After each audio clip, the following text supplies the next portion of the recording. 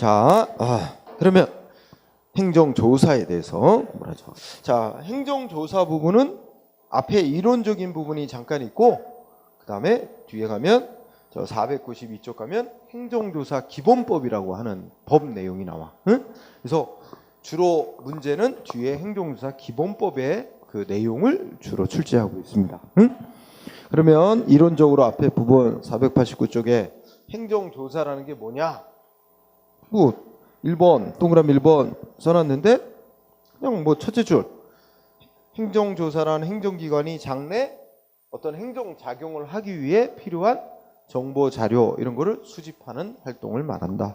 그러면 이건 지금 당장 국민의 권리움에 영향을 미치는 당장 어떤 직접적인 조치를 한 건 아니고 어떤 조치를 하기 위해서 필요한 정보 자료를 수집하는 활동. 예를 들면 뭐 자동차 운전하고 가는데 세우고 음주 운전하는지 알아보기 위해서 측정 좀 하자. 이런 거예요. 음주 측정하는 것도 행정조사. 그렇지?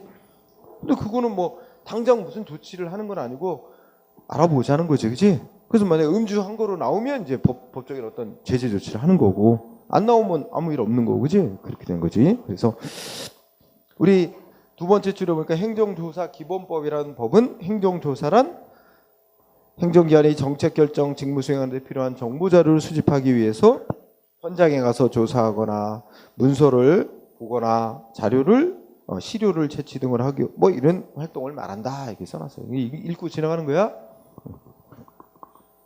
이제 동그라미 2번은 또 가볍게 옛날에는 이 행정조사라는 작용을 따로 이렇게 논의를 한 적이 없었어. 논의를 하지 않고 우리가 바로 전에 공부한 즉시 강제 조치로 다 파악을 해왔어. 근데 좀 즉시 강제라는 건 급박한 상황에서 바로 국민의 신체 재산의 실력을 행사해서 바로 뭔가 뭐 원하는 상태를 만들어내는 조치인데 이거는 지금 당장 직접 무슨 상태를 만들어내는 건 아니고 앞으로 무슨 조치를 하기 위해 필요한 정보 수집한 자료 수집하는 활동에 불과한데 이거는 좀 즉시 강제하고는 성격이 딱 떨어지는 게 아니다. 그래서 좀 요거는 따로 분리해서 논의해야 된다. 그러면서 이제 행정조사라는 항목이 따로 생기게 됐다 하는 얘기야. 그래서 그 정도로 읽으면 돼. 응? 그러면 제 쌍가로 2번 행정조사의 법적 근거 여기는 좀 이제 체크를 하자. 근데 행정조사는 두 가지 경우가 있어. 하나가 뭐냐면 상대방이 동의 안 하는데도 강제로 하는 조사가 있고 그다음에 상대방의 동의를 얻어서 하는 비강제적인 조사가 있어.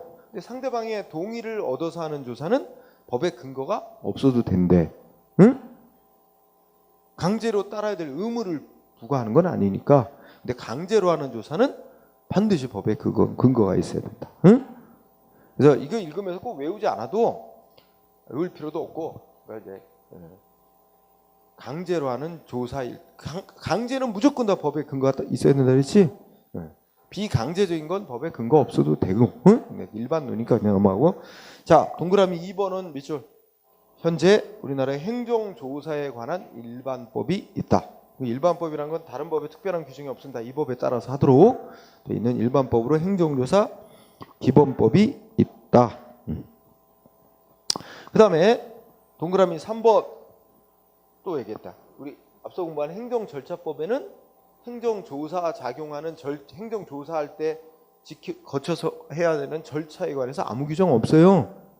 아까 5가지 작용만 규정해놨다, 절차만 규정해놨다 했잖아. 그래서 그 사실 알아야 돼. 행정절차법은 행정조사에 관해서 규정 두고 있지 않다.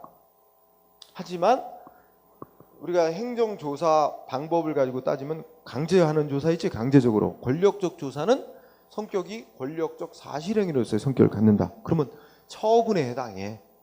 처분에 해당하면 행정절차법이 정한 처분할 때 지켜야 되는 사전통지 뭐 이런 의견 청취하고 이런 절차도 적용받아야 된다고 보는 거지. 그지? 이론적으로. 그래서 행정조사가 처분의 성질을 갖는 작용일 때는 처분 절차 규정이 적용돼야 된다. 여기까지로 자르면 돼. 응? 그래서 동그라미 2, 3번은 그거 알아두자. 자, 그 다음에 뒤로 간다. 행정조사의 한계. 자, 이론적인 부분인데 잘은 안 내는 편이긴 하더라. 그런데 거기에 동그라미 2번을 공부합니다. 응? 특히 이번에 강제적인 행정조사에는 원칙적으로 사전 아까 헌법이 정하고 있는 사전 영장주의. 응? 특히 뭐가 있냐면 우리가 이제 행정조사장이면 사람에게 이제 음주 측정 요구하는 것도 있지. 그것도 반드시 법에 근거가 있어야 되고, 그 다음에 이런 것도 있잖아. 뭐 이렇게 불량식품 제조하는지 알아보기 위해서 영업소에 출입하고 막 응? 뭐 뒤져보고 검사하고 하는 거 있잖아. 또 원산지 속여 파는지 알아보기 위해서, 그죠? 뭐 우리 뭐 고깃집, 그죠? 뭐 한우로 속여 팔아, 수입 고기를. 그러면 막 냉장고 다 열어보고 막 그런 거 하는 거 다 행정조사야. 그런데 강제적으로 하는 조사는 원칙적으로 판사로부터 영장 받고 해야 되나 하는 게 또 문제가 되는데, 이렇게 남의 집에 허락도 없이 영업소 같은 데 강제로 출입해서 막 열어보고 한단 말이야. 그런 건 영장이 있어야 되는 게 원칙이다. 그러나 또 어떤 합리적 이유 있으면 영장 없이 할 수 있는 예외 인정. 아까 즉시강제와 같은 논리야. 응? 그 논리로 이해하면 되지 그 외울 필요는 없겠다. 그런데 또 현실적으로는 대부분 영장 없이 행해지는 게 대부분입니다. 응? 그래서 그 밑에 판례가 하나 나는데 이게 요새 잘 뜨고 있어. 잘 내고 있어. 그래서 거기 첫째 줄 우편물 통관 검사 절차에서 이루어지는 우편물의 개봉, 뭐 이런 성분 분석 등의 검사. 응? 이거는 두 번째 줄에 보니까 중간에 뭐라 그랬어? 행정조사의 성격을 가지는 것. 그렇지? 행정조사에 해당하는 조치라는 거야. 그런데 이거는 무슨 수사기관이 강제하는 처분과는 성격이 다른 거기 때문에 결국 어떻게 돼? 영장, 압수수색 영장 뭐 이런 거 판사로부터 영장 발부받지 않고 검사가 진행됐다 하더라도 위법이라고 볼 수 없다. 그치? 그러면 키워드 따라가면 첫째 줄 밑줄 친 이 부분은 성격이 뭐라고?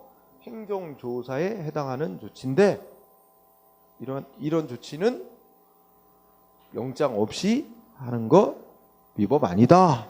이게 결론. 요새 잘 내고 있다. 알아두기 바랍니다. 응? 동그라미 3번은 아까 한 얘기 또 써놨네. 그죠? 이것도 중복이 됐고. 그 다음에 이 4번은 거기 헌법상의 진술거부권이라는 제목 따랐지? 소위 일상생활에 우리가 묵비권이라고 많이 들어본 말. 그지? 뭐 질문하는데 대답 안 해.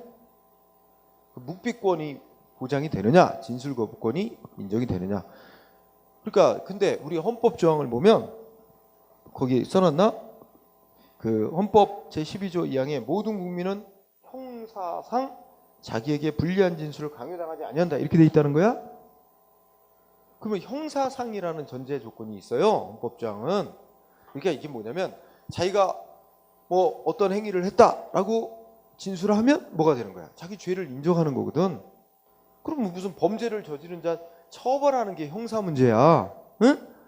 형사상 문제라는 게 자기 범죄 저질렀다고 처벌하는 문제를 형사상 문제라 그러는데, 그럼 범죄 저지른 자에게 그 자기 죄를 불어야 될 그런 의무가 있느냐 이거지? 아니다. 그거는 죄를 지었다고 처벌하는 국가 측에서, 즉 말하면 그 담당 검사가 어떻게 돼? 검찰이 어떻게 해야 돼? 이 사람이 죄를 저질렀다는 증거를 찾아내야 되는 건 검찰이 해야 될 의무지, 죄를 지은 사람이 지 죄를 불어야 될 의무는 없어요. 따라서 검찰이 증거 못 찾아내면 어떻게 돼? 처벌 못 하는 거지. 응? 그러니까 죄를 형사 처벌, 뭐 재판받아서 벌금 징역 등 이 벌받을 죄를 지은 사람한테 자기 죄를 불어야 될 의무는 없어. 응? 그런데 근데 이거는 뭐야? 응? 행정조사는 이 형사 문제와 직접 관련이 안 돼 있는 한은 뭐래? 두 번째 끝에 행정조사 대상자에게는 인정되지 않는 게 원칙이야. 그래서 그 밑줄. 그러니까 제목이 진술거부권, 헌법상의 진술거부권, 결론 행정조사에는 조사 대상자에게는 진술거부권이 원칙적으로 인정 안 된단 말이야. 그럼 뭐야?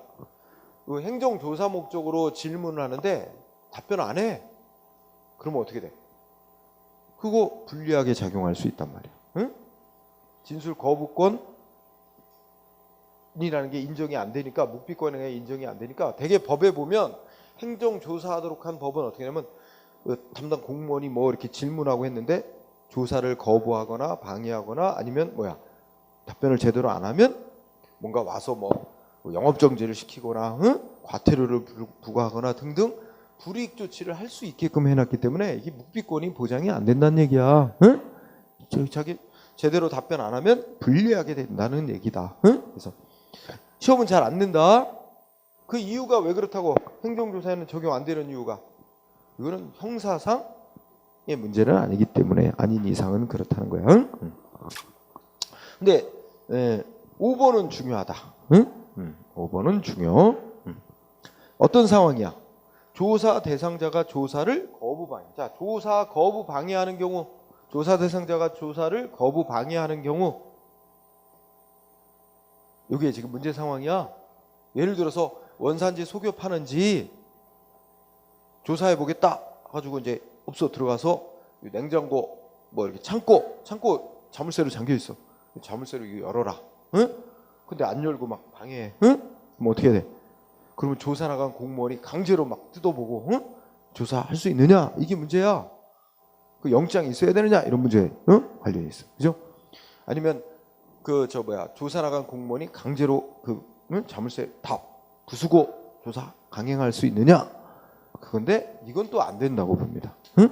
그래서 견해 대립은 있지만 두 번째 줄에 법에서 공무원이 조사 나간 공무원이 강제로 막 부수고 조사할 수 있도록 하는 규정이 있다면 모를까? 그런 규정이 없는 한은 조사 담당하는 우리 공무원들이 실력을 행사해서, 그러니까 강제로 막 부수고 뭐 이런 식으로 실력을 행사해서 조사를 강행하는 것은 허용되지 않는다라고 봄이 일반적인 학자들의 견해이고, 뒤에 공부할 우리 행정조사 기본법도 이렇게 공무원들이 실력을 강제력을 써가지고 조사를 강행하도록 하는 규정은 두고 있지 않습니다. 요거는 중요. 그래서 여기까지 해서 공부 포인트는 중간에 판례, 그 다음에 요 동그라미 5번 이렇게 두 개가 중요한 포인트야. 그 다음에 그 밑에 거 쌍가로 4번도 중요한 포인트야. 자, 거기 말이 많은데 이제 핵심은 마지막 줄. 판례는 어떻다고 본다? 한 줄 있지? 판례는 어떻다고 봐? 하자 있는 행정조사에 기초한 행정처분을 위법으로 보고 있다. 이게 한 줄이 중요해. 그러니까 위법하게 조사를 해서 얻은 자료, 위법하게 행정조사를 진행해서 얻은 자료를 기초로 해서 불이익 조치하는 거 있지? 이거 역시 위법이 된다는 거야.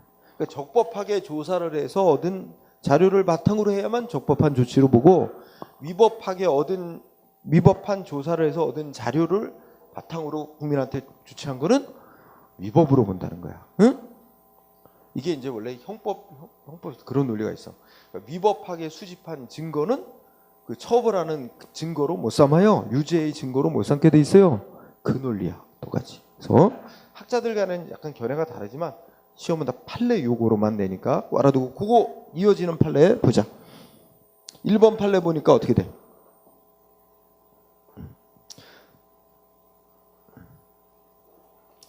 1번이나 2번이나 사실은 1, 2번 같은 취지로 보는데 1번은 좀 문장이 길지만 첫째 끝에 보니까 어떻게 써? 두 번째죠. 일방적이고 억압적인 강요로 작성된 무슨 자술서 이런 걸 기초로 해서 세금 부과했다면 위법하게 얻은 조사 자료를 바탕으로 세금 부과한 게 돼서 그 세금 부과 무효라는 뜻이 됩니다. 그지? 일반론으로 얘기하면 이거 너무 길어서 내기 힘들다. 그지? 그러면 이거와 똑같은 취지가 2번이다. 2번 보면 하여튼 납세자의 세금 부과했다 그러지, 부가가치세라는 건 하여튼 세금을 부과했는데 중복하여 실시된 위법한, 그러니까 키워드가 위법하게 세무조사를 했대. 위법한 세무조사를 해서 얻은 자료래. 그걸 바탕으로 세금 부과한 거 역시 뭐가 된대? 위법한 세금 부과 조치가 된다. 1, 2번 다 똑같은 얘기야. 근데 시험은 줄여낸단 말이야. 그러면 위법한 세무조사를 해서 얻은 자료를 바탕으로 세금 보관 조치 역시 위법. 응? 한마디로 마무리가 됐을 거야. 응.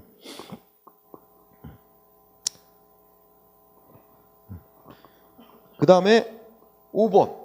시험은 1, 2번을 토대로 해서 보통 2번 정도로 해서 많이 나왔고 3, 4번은 특별하게 뭐 응? 3번이나 4번도 다 비슷한 얘기야. 1, 2, 3, 4가 다 같은 논리야. 다. 응? 그러니까 한마디로 위법한 조사를 통해 얻은 자료 바탕으로 한 조치 역시 위법된다. 이렇게 알아두면 되고 5번도 같은 논리긴 한데 5번은 이제 결론이 좀 다르다. 자, 여러분들 음주 측정 요구했어. 경찰관이. 음주 측정 요구했는데 보통 음주 측정 뭐로 해? 호흡 측정을 한단 말이야. 이거 불어라. 불었는데 자기는 소주 한 잔밖에 안 먹었는데 운전자는 음주 수치가 0.06이 나왔어. 0.06%. 그럼 면허 정지, 기본 면허 정지 100일 정도 나와. 응? 그리고 뭐 벌금 막 뭐 몇백만 원 이제 재판해 갖고 부여받게 되고. 그렇게 나올 리가 없다. 응? 소주 한 잔 먹었는데 그 정도 나올 리가 없다. 그러면 상대방 뭐 할 수 있어요? 근데 경찰도 알려주는데 이 호흡 측정 결과에 승복이 안 되면 피 뽑아서 검사해달라고 요구할 수 있게 돼 있어. 경찰관이 알려주게 돼 있어. 이거에 승복가 안 되면 피 뽑아서 검사할 수 있다. 이걸 체열 검사라 그래야지. 응? 요구할 수 있다. 법으로 정해져 있어. 그런데 법 규정이 또 어떻게 돼 있어요? 그 어디 뭐냐면은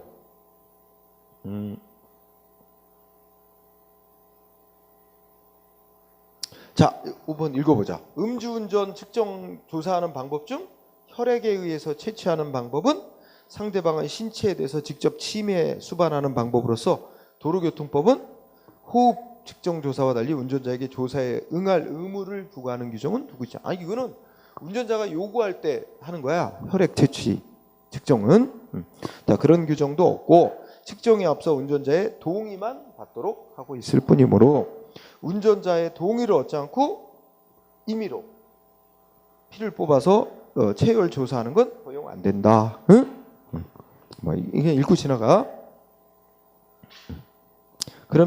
그래서 결국 밑줄 친 부분 음주운전 여부에 대한 조사 과정에서 운전자 본인의 동의를 받지 않고 환사로부터 영장 발부도 안 한 채 피를 뽑아서 음주 측정 조사한 거는 그 조사를 하고 그 조사 자체가 위법인데다가 그죠? 운전자 동의 얻지 않고 법원에 영장도 안 받고 피 뽑아서 조사한 거 어떻게 돼? 응? 그 자체가 위법. 근데 음주 수치가 나왔다 이거지? 그래서 어떻게 면허 정지 취소한 거 역시 위법이 된다. 그러니까 똑같은 논리네. 위법한 조사를 통해서 얻은 자료 바탕으로 한 조치 역시 위법이 된다. 여기 다 똑같은 논리구나. 그죠? 그러니까 이게 이제 어떤 상황이냐면 어떤 사람이 교통사고를 낸 거야. 응? 근데 이제 의식불명. 응? 병원에 갔단 말이야. 병원에 실려가서 이제 있는데 이게 뭐야? 저 음주 운전해가지고 사고 낸 거로 의심이 드는 거야. 그러니까 이제 그 운전자 사고 낸 운전자 병원에 의식 잃고 누워 있는데 피 뽑아갖고 음주한 거 측정한 거지. 그래가지고 그걸 토대로 나중에 면허 취소했단 말이야. 그럼 이거 어떻게 돼? 법은 운전자 동의를 얻어서만 측정하게 돼 있는데 체열 측정하게 돼 있는데 그지? 이거는 위법한 조사다. 그거를 통해서 나온 결과를 가지고 면허 취소한 조치 역시 위법이다. 그지? 그래서 맨 밑에 그 문장만 잘 공부하면 될 거야. 응? 밑줄 부분만. 자, 5번째 행정조사와 구제는 따로 하지는 않겠습니다. 아까 즉시강제에 대한 구제 방법 똑같은 논의가 되니까 그냥 그거는 그 논리로 이해하면 돼. 하나도 다를 거 없어. 똑같아. 자, 그러면 판례 492페이지의 판례 1번 시험에 잘 나오는 중요한 판례. 응? 근데 그 판례의 핵심은 세 번째 줄 중간에 뭐 나왔어? 세무조사 결정. 이게 핵심 단어야. 그러니까 누군가를 세무조사하기로 결정 내리는 거. 응? 세무조사하기로 결정만 내려도 상대방한테 여러 가지 법에 따라 의무가 생긴대요. 이래가지고 결론이 뭐야? 행정소송 대상이 된다. 응? 세무조사 결정 행정소송 대상이 되는 처분성 인정된다 이 말이에요. 요거 잘 나와 시험에. 세무조사 결정 행정소송 대상. 그 앞에 보면 첫째 끝에 세무조사 그냥 읽어보자. 첫째 끝에 세무조사 결정만 내려서도 어떻게 돼요? 납세 의무자는 세무공무원의 질문에 대답하고 검사를 수인 즉 받아들여야 되는 법적 의무 이런 게 생기기 때문에 이거는 상대방의 권리 의무에 직접 영향을 미치는 소송 대상이 되는 처분. 당연히 세무조사는 강제적인 조사야. 이거 당연히 소송 대상이 되는 처분인데 세무조사하기에 앞서 세무조사하기로 결정만 내려도 그 세무조사 결정도 소송 대상이 되는 처분이 된다는 거예요. 응? 그거 중시하고 그 다음에 2번은 아직 한 번도 시험에 나온 적은 없어. 왜냐면 헌재 결정인데다가 그래서 2번은 그냥 그 키워드가 뭘까? 첫째 줄 폐기물 관련 사업장에 대한 행정기관의 감사. 폐기물 관련 사업장에 대한 행정기관의 감사는 말하자면 강제적인 조사의 성격을 갖는 거래. 그러면 국가기관에 의한 공권력 행사에 해당하니까 이게 이제 헌법상의 기본권을 침해한 조치다라고 하면 헌법재판소에다가 구제해달라고 헌법소원이라는 걸 청구할 수 있는 대상이 된다 인정하니까 이게 공권력 행사라는 것만 알면 그 결론은 당연한 거야. 응? 네, 그 정도. 자, 1번이 요새는 잘 나온다. 자, 그 다음에 492쪽 행정조사 기본법의 내용. 자, 그 총칙 부분 적용 범위랑 2항 했는데, 자, 2항에다가 포인트를 두자. 2항은 이런 문장이 됐지. 자, 다음 각 호의 어느 하나에 해당하는 사항에 대해서는 행정조사 기본법을 적용하지 않는다 이렇게 돼 있지. 그래서 오른쪽에 보면 박스로 7가지 항목에 대해서는 이 행정조사 기본법 규정을 적용 안 한다는 거야. 행정조사할 때도 행정목적의 조사를 할 때도 응? 단 전부 행정조사 기본법 전부가 적용 안 되는 게 아니라 말하자면 원칙적으로 적용 안 한다는 말이 돼. 왜냐하면 그 490페이지 맨 아래 보면 둘째 줄에 행정조사 기본법 규정 중에 제4조, 5조, 28조 이거는 또 적용한다는 거야. 이 박스 사항도. 그렇지? 이걸 세세하게 하지 말고 큰 틀에서 보면 어떻게 돼? 오른쪽에 7가지 항목은 행정조사 기본법을 원칙적으로 적용하지 않는다. 응? 단 3개 조항은 적용을 하도록 하는 게 있으니까 원칙적으로 적용하지는 않는다라는 정도로 알아두면 되고 그러면 오른쪽에 박스를 좀 잘 체크해야 돼. 행정조사 기본법 적용 안 하는 상황 시험에 잘 나오는 게 있어. 잘 나오는 게 4번, 5번, 6번이 잘 나와요. 그러니까 출제자들도 출제 기법상 이걸 다 낼 수는 없거든. 그러니까 이 중에 하나만 끄집어서 내. 예를 들어서 근로기준법에 따라 근로감독관의 직무에 관한 사항에 대해서는 행정조사 기본법이 을 적용하지 아니한다. 원칙적으로 적용하지 않는다. 이런 식으로 많이 내는 거야. 그럼 맞는 말이지. 근데 또 틀리게 내면 뭐 예를 들어 6번 금융감독기관의 감독검사 조사 및 감리에 관한 사항에 관하여도 행정조사 기본법이 전면적으로 적용된다. 이런 식으로 내. 원칙적으로 적용 안 되는 거 아니야. 그지? 그런 거. 또 5번은 뭐 조세, 형사 이렇게 나오는데 조세를 따로 딱 끄집어내서 낸 적이 있어. 조세에 관하여는 행정조사 기본법을 원칙적으로 적용 안 한다. 응? 그러니까 뭐 세무조사 이런 거는 조세와 관련된 사항이지. 행정조사 기본법 원칙적으로 적용 안 하고 아까 뭐 국세기본법 등 세법에 정한 조사 방법대로 하는 거야. 그건 따로 규정이 있으니까 그런 거겠지. 그래서 시험 보통 4, 5, 6이 잘 내니까 4, 5, 6만 잘 유의해두면 돼. 행정조사 기본법 원칙적으로 적용 안 하는 거. 자, 반가로 2번 행정조사의 기본 원칙. 여기서 몇 가지 좀 유의해 드릴 게 있어. 자, 동그라미 1번. 행정조사는 조사 목적 달성하는 데 필요한 최소 범위 안에서 실시해야 되네. 이 문장 밑줄. 그럼 여기서 목적 달성에 필요한 최소 한도로 해라. 이게 행정법의 일반 원칙이 무슨 원칙과 연관이 있다? 필요 원칙. 그러면 이걸 시험 문제 낼 때 우리 행정조사 기본법은 행정조사에 있어서 비례 원칙에 관하여 규정하고 있다. 맞는 말이 되는 거야. 비례 원칙에 관한 규정이 있죠.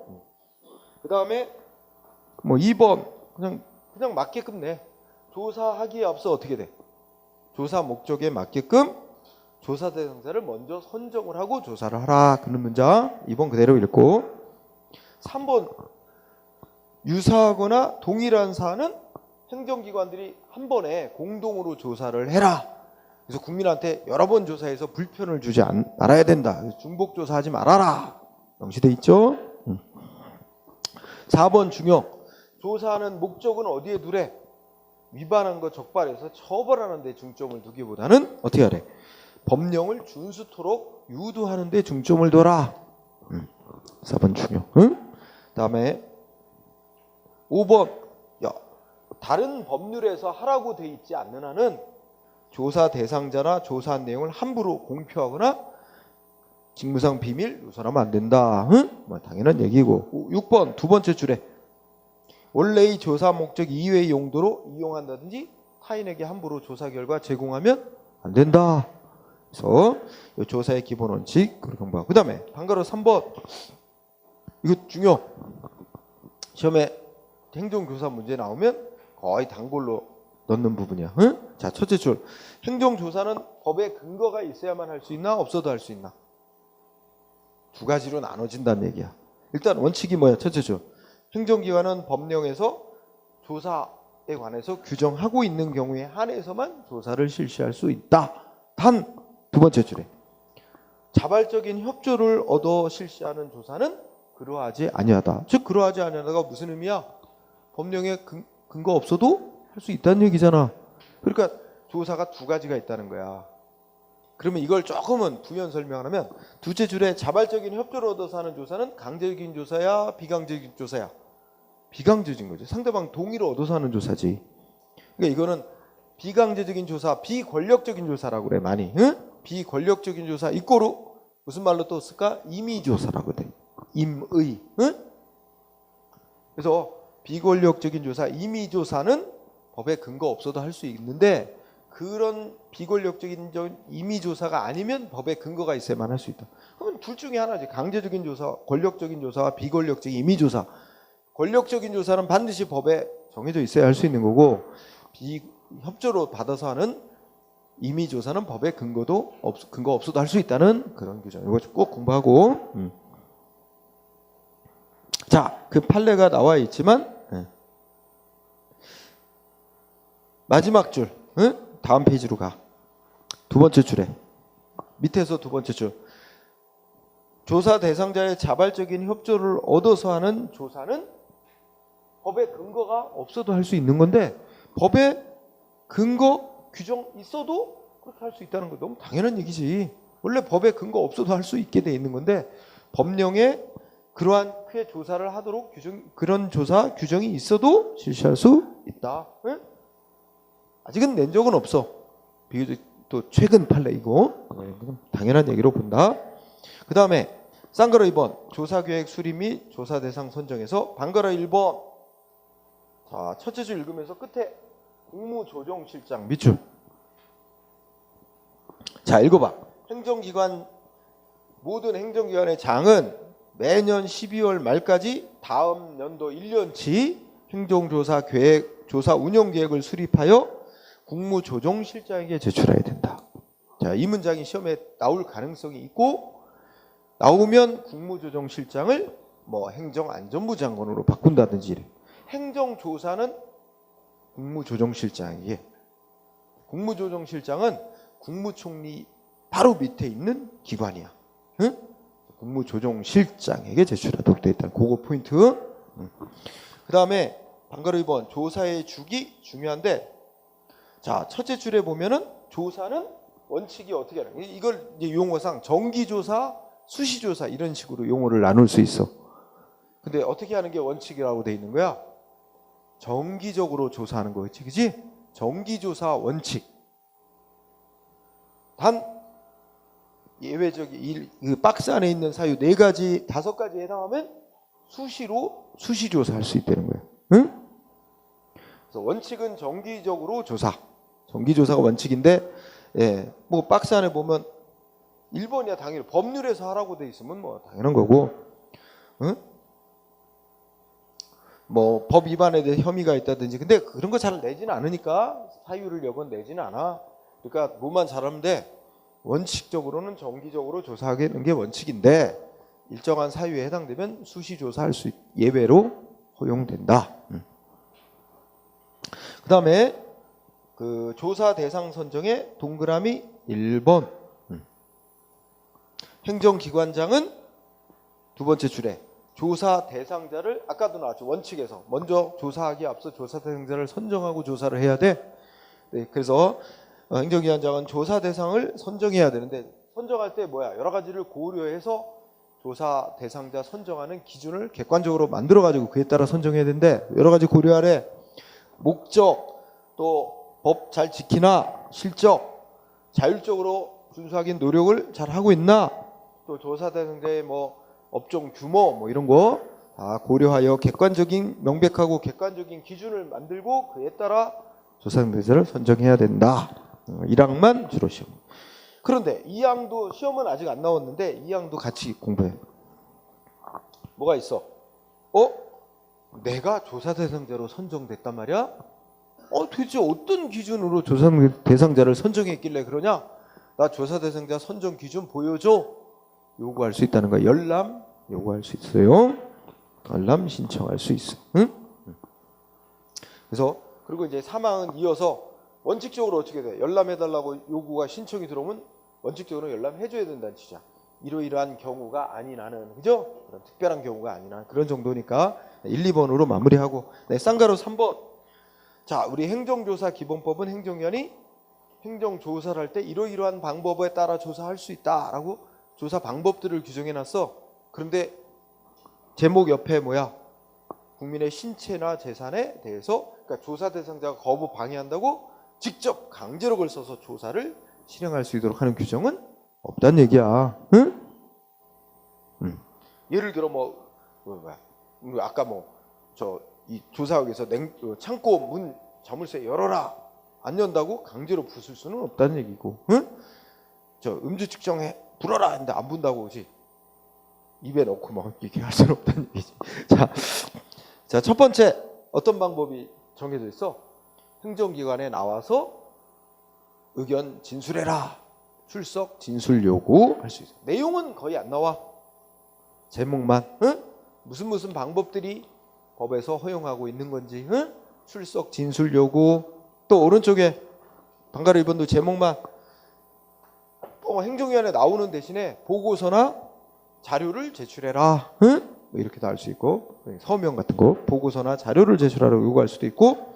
그다음에 세 번째, 조사하는 공무원들이 현장에 나와서 조사할 수도 있고, 현장 조사할 수도 있도록 돼 있습니다. 그죠? 그래서 현장 조사 보자. 이 밑에 거는 다 연결해. 현장 조사하고 현장에 나와서 뭐 할 수도 있어. 이게 뭔가를 성분을 분석하기 위해서 그 시료를 채취도 할 수 있게 있고, 또 중요한 그 중요한 증거가 될 만한 거 이런 거를 자료 등을 갖고 와서 행정위원이 보관하는 거, 이걸 영치라는데 자료 등 영치할 수 있도록 해놨어. 그지? 이어지는데, 예, 특히 3번이 중요해. 현장 조사. 응? 현장 조사에, 자, 현장 조사하면 여기 조사하는 공무원이 가서 어떻게 돼? 조사 나왔다.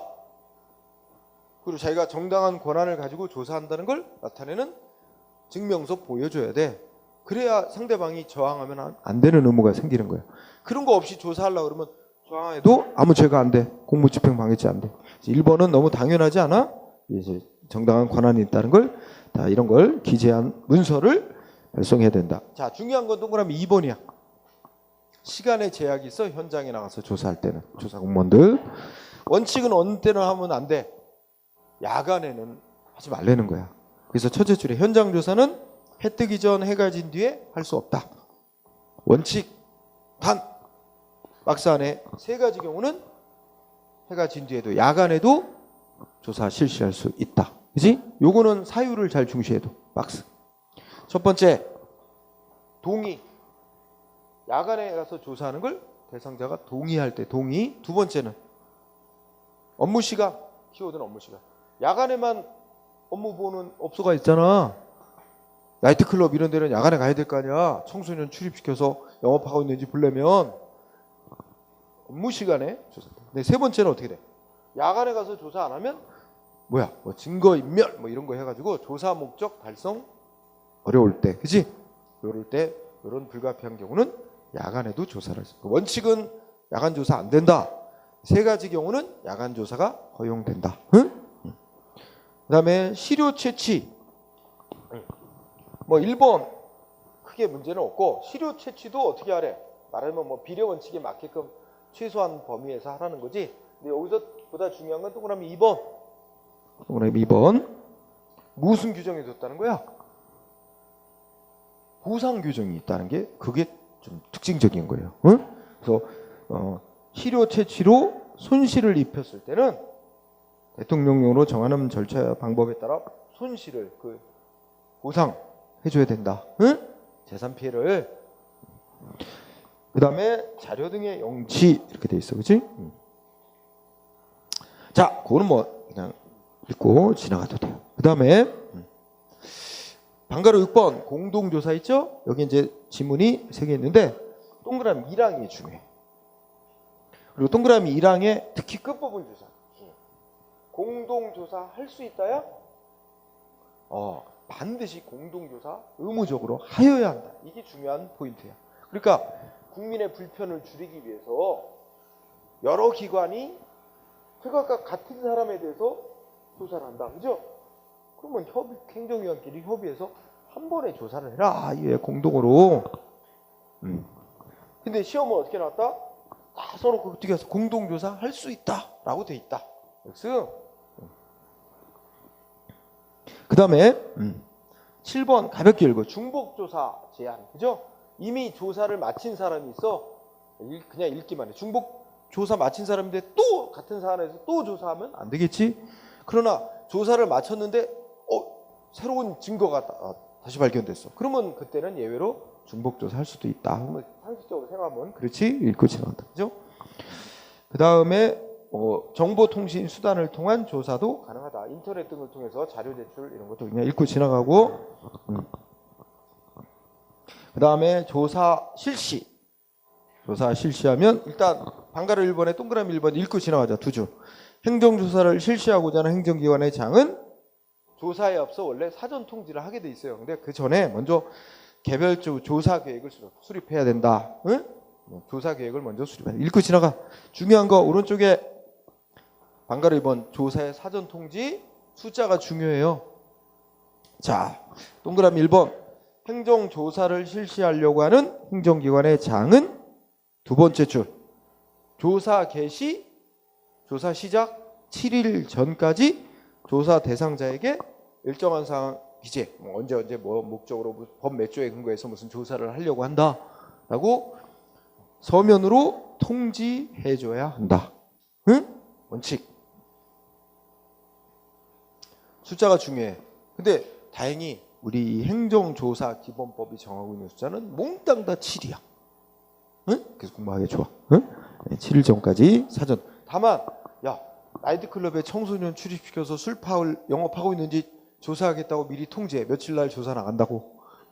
그러면 그날 가면 청소년은 없겠지 하나도. 그러니까 미리 사전에 조사하겠다고 일주일 전에 통지하면 조사 목적 달성할 수 없는 경우는 미리 통지 안 하고 바로 현장에 가서 자 조사 나왔다 문서 딱 보여주고 조사 실시할 수 있다. 응? 그런 규정이 있는 거지. 그래서 동그라미 1번의 셋째 줄. 다만 다음 세 가지 중 어느 하나에 해당할 때는 조사를 개시함과 동시에 서면을 제시한다든지 아니면 상대방의 동의를 협조를 얻어서 구두로 통지할 수 있다. 이렇게 돼 있지? 응? 그렇잖아. 그러니까 이거는 미리 통지 안 하고 조사할 수도 있다. 어느 경우 박스 미리 사전에 조사하겠다고 통지하면 첫째 끝에 뭐야? 조사 목적 달성할 수 없는 경우. 2번은 통계 작성 이런 건데 거의 안 내고 3번 자발적인 협조를 받아서 하는 조사. 그러니까 1번과 3번을 주로 시험에 내. 응? 미리 통지하면 조사 목적 달성할 수 없는 경우 또 자발적인 협조를 받아서 하는 조사일 때는 미리 통지 안 하고 해도 된다. 응? 두 가지 알아두고. 그 다음에 이제 방가로 3번은 어디 밑줄 치는 건 아니고 행정기관으로부터 언제 조사하겠다라고 이제 통지를 받았어. 그죠? 근데 나 그날 어디 여행 간다. 그러면 어떻게? 조사하는 날짜를 연기해 달라고 신청할 수 있게 돼 있어. 연기. 그러니까 읽고 지나가. 그러면 그다음에 방가로 4번 제3자에 대한 보충 조사. 이것도 그냥 얘기만 들어봐. 뭐야? 이게 누군가가 조사 대상자인데 그 조사 대상자만 조사해 가지고는 뭔가 제대로 밝힐 수가 없어. 그러면 그 관련 있는 다른 제3자를 보충적으로도 조사해 볼 수 있다. 그러면 이또 제3자를 조사하려면 어떻게 돼? 원칙적으로 3자한테 또 원칙은 7일 전에 조사하겠다고 통지를 해야 되는 거다. 이게 원칙이야. 물론 예외 또 적용될 수 있지만. 자, 뭐 그런 얘기입니다. 네, 넘어가세요. 네. 그다음에 방가로 5번 중요. 자발적인 협조에 따라서 하는 조사. 응? 그러면 이거 아까 자발적인 협조에 받아서 하는 조사는 이미 파악한 걸로는 앞에 보면 법에 근거가 없어도 할 수 있는 거죠. 그런데 그러면 1번 물어볼 수 있어. 찾아가서 그죠? 조사에 협조하시겠습니까? 하고 뭐야? 뭐 문서로, 전화로, 말로 등의 방법으로 물어볼 수 있는데 상대방은 어떻게 할 수 있어? 거부할 수 있지. 그러니까 이건 자발적인 협조를 받아서 하는 거니까 상대방은 거부할 수 있다. 2번 중요. 자, 이 자발적인 협조를 얻어서 하는 조사일 경우에 상대방한테 조사에 응할 거냐고 물어보는 거지. 근데 아무 대답을 안 해. 아무 대답 안 하면 동의한 거로 봐, 거부한 거로 봐. 거부한 거로 본다. 우리 행정에 관한 법들 거의 대부분이 뭘 물어봤는데 답변이 없으면 거부로 본다야 거의 다. 동의로 보는 거 아니에요. 응? 그래서 거부 중시하고. 그 다음에 방가로 6번에 동그라미 1번 조사 대상자는 조사하겠다는 사전 통지 받았는데 자기 뭔가 할 말이 있으면 행정위원회 의견을 제출할 수 있다. 그래서 의견을 제출할 수 있는 권리가 규정이 돼 있습니다. 그게 제일 중시. 그 다음에 방가로 7번 조사를 나온 공무원이 막 불공정하게 조사하고 막 편파적이고 막 그렇다. 그러면 어떻게 돼? 조사원 교체해달라고 바꿔달라고 신청할 수 있어요. 그래서 그건 뭐 1항 읽어보니까 어떻게 돼? 읽어만 보자. 조사 대상자는 조사원, 즉 조사하는 공무원에게 공정한 조사를 기대하기 어렵다. 그러면 행정기관 장한테 조사원 교체해달라고 신청할 수 있습니다. 응? 근데 교체해달라는 신청은 왜 교체해달라는지 이유를 쓴 서면으로만 신청하게 돼 있습니다. 응? 근데 요거 가지고 문제를 어떻게 냈냐면 이렇게 냈어. 그 조사 대상자는 행정기관에 신청을 해서 조사원 신청을 해서 행정기관의 장의 승인을 받아야 조사원 교체 신청을 할 수 있다. 신청은 행정기관 장의 승인을 받을 필요는 없고 신청을 해.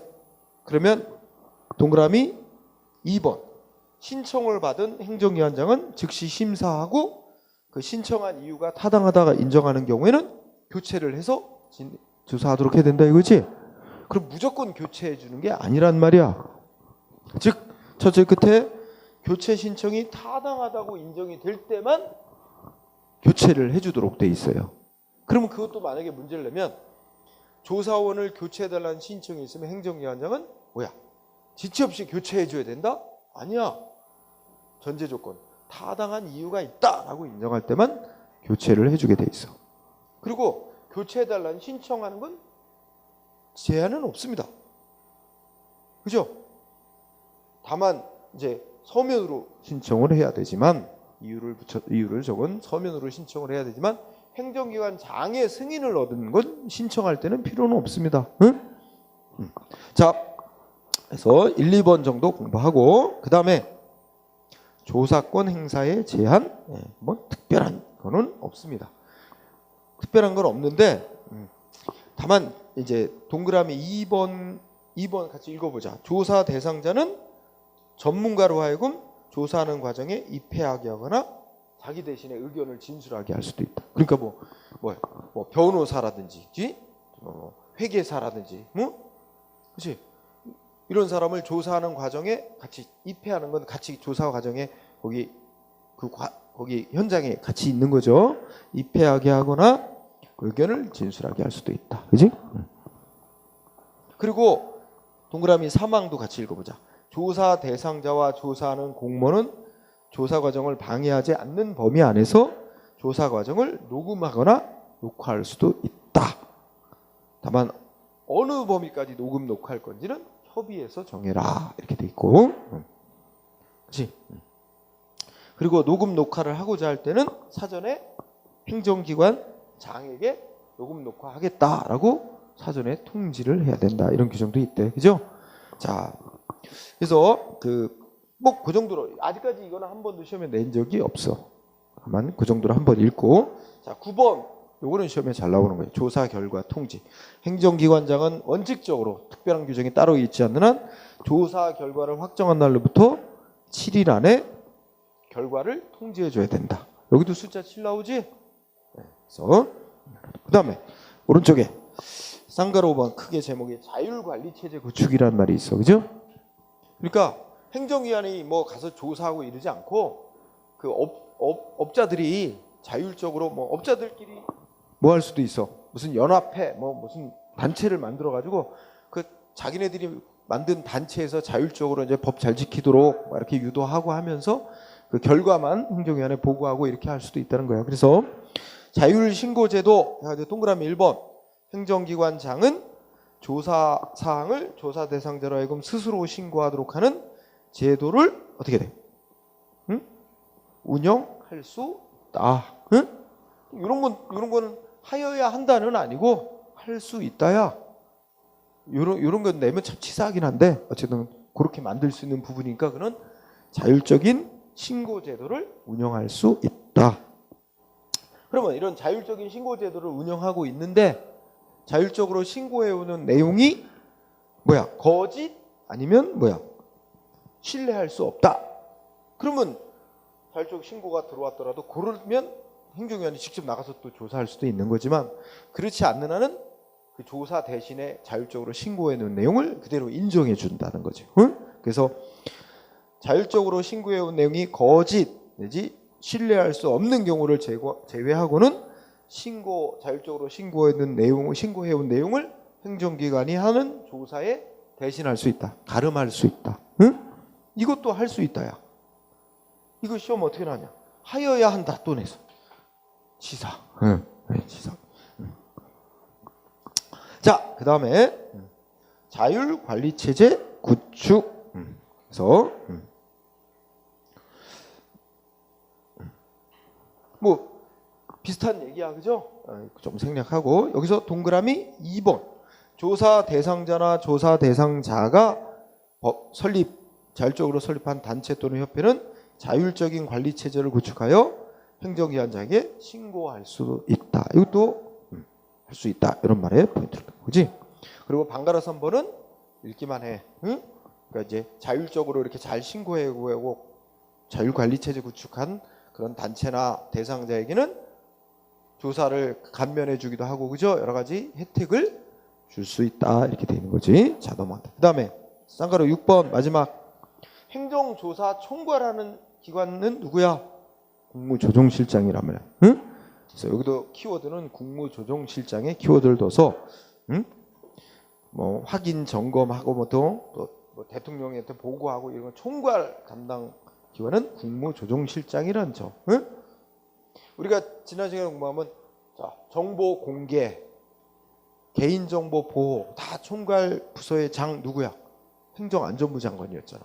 그리고 행정조사는 행정안전부 장관이 총괄하는 게 아니고 국무조정실장이라는 기관이 총괄하는 거, 그지? 그 점을 좀 유의하면 되겠어요.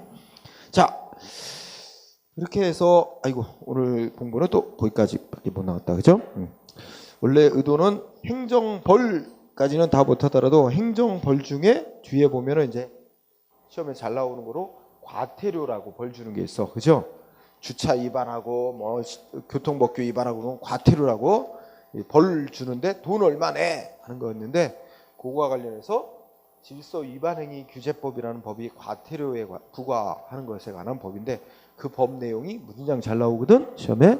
그래서 그거 법조문 내용 정도를 더 할까 했었는데 거기는 조금 못 나왔어.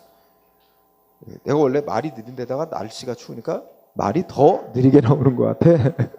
그래서 조금 진도 목표치에는 못 도달했다. 어쨌든 오늘 거기까지 공부한 거로 마무리를 합시다. 수고했습니다. 네.